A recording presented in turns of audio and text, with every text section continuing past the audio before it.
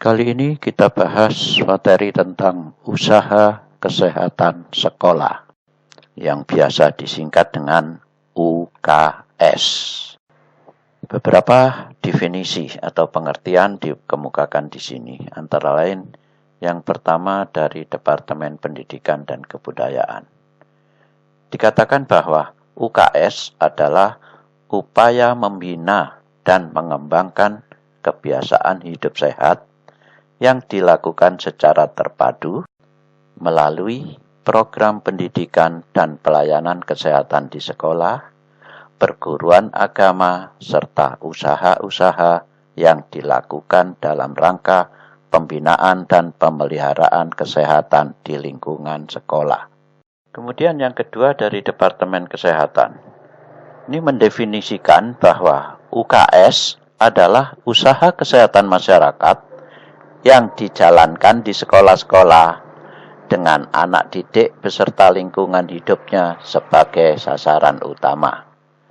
Dengan demikian, UKS merupakan wahana untuk meningkatkan kemampuan hidup sehat dan selanjutnya membentuk perilaku hidup sehat yang pada gilirannya menghasilkan derajat kesehatan yang optimal. Selanjutnya yang ketiga menurut Asrul Aswar. Dikatakan bahwa UKS adalah bagian dari usaha kesehatan pokok yang menjadi beban tugas puskesmas yang ditujukan kepada sekolah-sekolah dengan anak beserta lingkungan hidupnya dalam rangka mencapai keadaan kesehatan anak sebaik-baiknya dan sekaligus meningkatkan prestasi belajar anak sekolah setinggi-tingginya. Mengapa UKS ini perlu diadakan? Berbagai alasan yang mendasarinya diantaranya, yang pertama, anak usia sekolah merupakan kelompok umur yang rawan terhadap masalah kesehatan. Kedua, usia sekolah sangat peka untuk menanamkan pengertian dan kebiasaan hidup sehat. Yang ketiga, sekolah merupakan institusi masyarakat yang terorganisasi dengan baik. Kemudian, yang keempat, keadaan kesehatan anak sekolah akan sangat berpengaruh terhadap prestasi belajar yang dicapai. Yang kelima, anak sekolah merupakan kelompok terbesar dari kelompok usia anak-anak yang menerapkan wajib belajar. Selanjutnya yang keenam, pendidikan kesehatan melalui anak-anak sekolah sangat efektif untuk merubah perilaku dan kebiasaan hidup sehat umumnya. Tujuan UKS. Secara umum, tujuan UKS adalah meningkatkan kemampuan hidup sehat dan derajat kesehatan peserta didik, serta menciptakan lingkungan sehat sehingga memungkinkan pertumbuhan dan perkembangan anak yang harmonis dan optimal dalam rangka pembentukan manusia Indonesia seutuhnya. Secara khusus, tujuan UKS ini merupakan kebiasaan hidup sehat dan meningkatkan derajat kesehatan peserta didik yang mencakup pertama, menurunkan angka kesakitan anak sekolah, kedua, meningkatkan kesehatan peserta didik, baik fisik, mental, maupun sosial.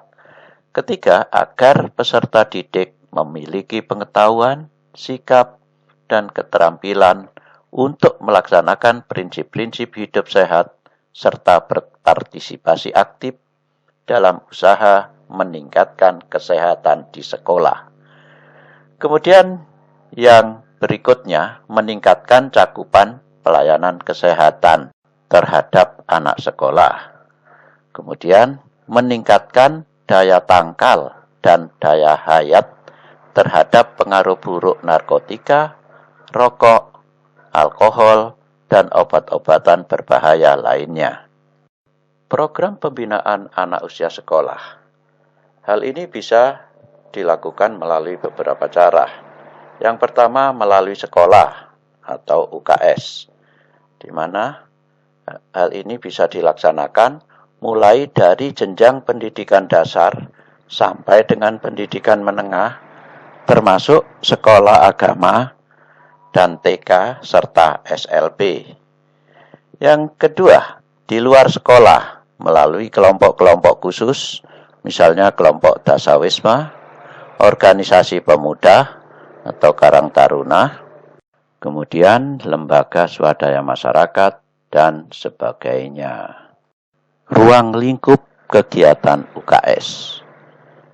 Kegiatan umum UKS disebut dengan trias UKS yang terdiri dari pertama, pendidikan kesehatan, kedua, pelayanan kesehatan, dan ketiga, pembinaan lingkungan kehidupan sekolah yang sehat. Dan UKS ini pada tingkat SD itu diprioritaskan kepada kelas 1, 3, dan 6. Hal ini dengan alasan bahwa untuk kelas 1 itu merupakan fase penyesuaian dalam lingkungan sekolah yang baru dan lepas dari pengawasan orang tua, kemungkinan kontak dengan berbagai penyebab penyakit lebih besar saat yang baik untuk diimunisasi ulangan. Pada kelas 3, itu mengevaluasi hasil pelaksanaan UKS di kelas 1 dan langkah-langkah selanjutnya yang akan dilakukan dalam program pembinaan UKS. Selanjutnya pada kelas 6, mempersiapkan kesehatan peserta didik ke jenjang pendidikan selanjutnya. Hal ini memerlukan pemeliharaan dan pemeriksaan kesehatan yang cukup. Para pembina UKS. Pertama di tingkat nasional, provinsi, kabupaten atau kota. Ini ditetapkan berdasarkan SK bersama lintas sektoral, terdiri dari Depkes, Diknas, Depdagri, dan Depak. Yang kedua, di tingkat kecamatan, dibentuk tim pembina usaha kesehatan sekolah atau TP UKS. Selanjutnya, yang ketiga, di tingkat puskesmas, di bawah seorang koordinator, itu terdiri dari dokter, perawat, juru imunisasi, ahli gizi, dan ahli kesehatan lingkungan, dan lain-lain. Tentang uraian kegiatan TPUKS itu meliputi yang pertama, membina sarana keteladanan gizi, seperti pada kantin sekolah dan lain-lain. Kedua, membina sarana keteladanan lingkungan, yaitu antara lain menggerakkan pemeliharaan dan pengawasan lingkungan sekolah, seperti pengolahan sampah, spal, WC, dan kamar mandi, kebersihan kantin sekolah, ruang UKS, dan ruang kelas. Berikutnya, mencegah terbentuknya tempat pembiakan binatang penyebar penyakit seperti lalat dan nyamuk. Kemudian, yang ketiga, membina kebersihan perseorangan peserta didik melalui pemeriksaan rutin kebersihan kuku, telinga, rambut, dan gigi, dan mengajarkan cara gosok gigi yang benar. Keempat, mengembangkan kemampuan peserta didik untuk berperan serta aktif dalam pelayanan kesehatan dalam bentuk pembentukan kader kesehatan sekolah dan dokter kecil. Kelima, penjaringan kesehatan peserta didik baru kelas. Keenam, pemeriksaan kesehatan secara periodik. Ketujuh, imunisasi. Kedelapan, pengawasan terhadap keadaan air. Kesembilan, pengawasan ringan dan P3K di sekolah. Kesepuluh, rujukan medik. 11, penanganan kasus anemia. 12, forum komunikasi terpadu. Dan yang ke-13 adalah pencatatan dan pelaporan. Sebagai pelaksana UKS antara lain terdiri dari guru UKS, peserta didik, tim UKS puskesmas, dan masyarakat sekolah atau komite sekolah. Adapun prinsip-prinsip pengelolaan UKS antara lain, pertama, mengikut sertakan PSM sekolah yang meliputi guru, peserta didik, karyawan sekolah, komite sekolah, atau orang tua murid. Yang kedua, kegiatan yang terintegrasi. Pelayanan kesehatan menyeluruh yang menyangkut segala upaya kesehatan pokok puskesmas sebagai satu kesatuan yang utuh dalam rangka meningkatkan derajat kesehatan para peserta didik. Yang ketiga, melaksanakan rujukan, yaitu mengatasi masalah kesehatan yang tak dapat diatasi di sekolah ke fasilitas kesehatan, misalnya puskesmas atau rumah sakit. Yang keempat, kolaborasi tim. Hal ini dilakukan dengan melibatkan kerjasama lintas sektoral.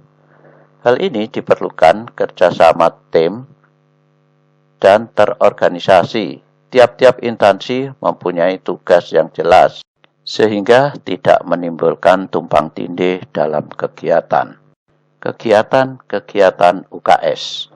Kegiatan-kegiatan UKS ini meliputi antara lain pemeriksaan kesehatan yang meliputi gigi dan mulut, mata, telinga dan tenggorokan, kulit dan rambut dan sebagainya. Selanjutnya pemeriksaan perkembangan kecerdasan, kemudian pemberian imunisasi, penemuan kasus-kasus dini, pengobatan sederhana, pertolongan pertama, rujukan bila menemukan kasus yang tidak dapat ditanggulangi di sekolah. Termasuk di sini adalah pemeliharaan dan pemeriksaan kesehatan guru. Adapun lingkungan kesehatan sekolah sehat meliputi hal-hal berikut. Yang pertama, lingkungan fisik dengan kegiatan-kegiatan yaitu pengawasan terhadap sumber air bersih, sampah, air limbah, tempat pembuangan tinja, dan kebersihan lingkungan sekolah. Kemudian pengawasan kantin sekolah, selanjutnya pengawasan bangunan sekolah yang sehat, dan pengawasan binatang, serangga, dan pengerat yang ada di lingkungan sekolah, serta pengawasan terhadap pencemaran lingkungan, baik terhadap tanah, air, dan udara di sekitar sekolah.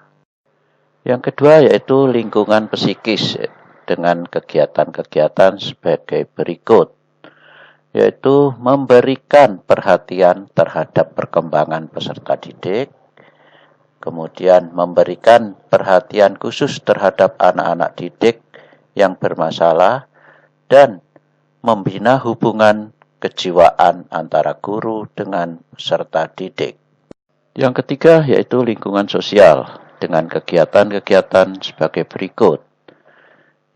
Membina hubungan yang harmonis antara guru dengan guru, kemudian membina hubungan yang harmonis antara guru dengan peserta didik, dan membina hubungan yang harmonis antara peserta didik dengan peserta didik lainnya, serta membina hubungan yang harmonis antara guru, murid, dan karyawan sekolah, serta masyarakat sekolah.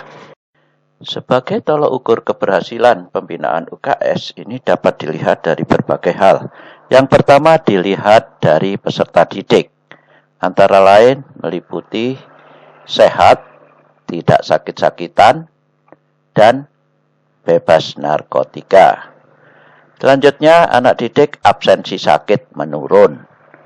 Kemudian pertumbuhan dan perkembangan peserta didik sesuai dengan golongan usia. Demikian juga selanjutnya murid TK dan sekolah dasar atau madrasah telah mendapatkan imunisasi ulangan. Yang kedua dilihat dari lingkungan sekolah. Ini antara lain bahwa semua ruangan dan kamar mandi, jamban, dan pekarangan bersih. Tidak adanya sampah dan adanya sumber air bersih. Sekarang standar pelayanan kesehatan minimal tingkat SD. Ini antara lain meliputi adanya peningkatan kesehatan. yaitu dengan memberikan keteladanan di sekolah yang meliputi warung sekolah yang memenuhi persyaratan, kebersihan lingkungan sekolah yang memenuhi persyaratan seperti pengolahan sampah, saluran air, kebersihan jamban, dan kamar mandi. Berikutnya, tidak ada tempat pembiakan binatang penyebar penyakit. Kegiatan selanjutnya dalam peningkatan kesehatan ini adalah membina kebersihan perorangan peserta didik, kemudian membina peran serta peserta didik, pelayanan kesehatan dalam bentuk kader kesehatan sekolah seperti dokter kecil. Yang kedua yaitu pencegahan. Ini meliputi hal-hal sebagai berikut. Pertama, penjaringan kesehatan peserta didik kelas 1, kemudian pemeriksaan kesehatan periodik, kemudian imunisasi ulangan kelas 1 dan kelas 6, dan pengawasan keadaan air. Yang ketiga, penyembuhan dan pemulihan. Kegiatan ini antara lain meliputi pengobatan ringan dan perawatan atau P3K, kemudian rujukan medik, dan selanjutnya penanganan kasus anemia gizi. Yang keempat, penata laksanaan. Dalam penata laksanaan ini meliputi hal-hal sebagai berikut. Yang pertama, pertemuan komunikasi terpadu antar kegiatan pokok puskesmas dalam rangka perencanaan program pelayanan UKS, pemantauan dan evaluasi, serta pertemuan antara puskesmas dan sekolah. Langkah selanjutnya adalah pembinaan teknis dan pengawasan ke sekolah. Kemudian melakukan pencatatan dan pelaporan. Selanjutnya kita sampaikan petunjuk pelaksanaan UKS di puskesmas. Sesuai dengan fungsinya, pelaksanaan UKS di puskesmas ini antara lain menyelenggarakan pelayanan kesehatan melalui keterpaduan berbagai kegiatan pokok, termasuk penyelenggaraan berbagai intervensi untuk mengatasi berbagai masalah kesehatan di sekolah. Kemudian melaksanakan pembinaan baik secara teknis medis, ahli kelola teknologi, dan PSM sekolah. Selanjutnya melakukan koordinasi pelayanan kesehatan, mencakup sinkronisasi, integrasi, dan motivasi termasuk mengatur pendelegasian wewenang dalam pelaksanaan pelayanan kesehatan di sekolah. Adapun fungsi pokok dalam penata laksanaan pelayanan kesehatan di sekolah mencakup antara lain yang pertama melaksanakan pengumpulan dan pengelolaan data, selanjutnya koordinasi penyusunan rencana kerja terpadu, kemudian koordinasi pelaksanaan operasional pelayanan kesehatan, serta mengikuti dan memantau perkembangan pelaksanaan operasional, selanjutnya menyusun laporan. Peranan perawat pada kegiatan UKS. Peranan perawat ini antara lain sebagai pelaksana asuhan keperawatan di sekolah yang meliputi mengkaji masalah kesehatan dan keperawatan peserta didik dengan melakukan pengumpulan data, analisa data, dan perumusan masalah dan prioritas masalah. Kemudian penyusunan perencanaan kegiatan UKS bersama TP UKS. Selanjutnya melaksanakan kegiatan UKS sesuai dengan rencana kegiatan yang disusun. Selanjutnya mengadakan penilaian dan pemantauan hasil kegiatan UKS. Kemudian mengadakan pencatatan dan pelaporan sesuai dengan prosedur yang telah ditetapkan. Yang kedua, peranannya sebagai pengelola kegiatan UKS. Antara lain juga sebagai anggota dalam TP UKS, kemudian sebagai koordinator UKS di puskesmas, Yang ketiga, sebagai penyuluh dalam bidang kesehatan. Demikianlah yang bisa saya sampaikan pada kesempatan ini. Terima kasih atas perhatiannya dan sampai berjumpa di lain kesempatan.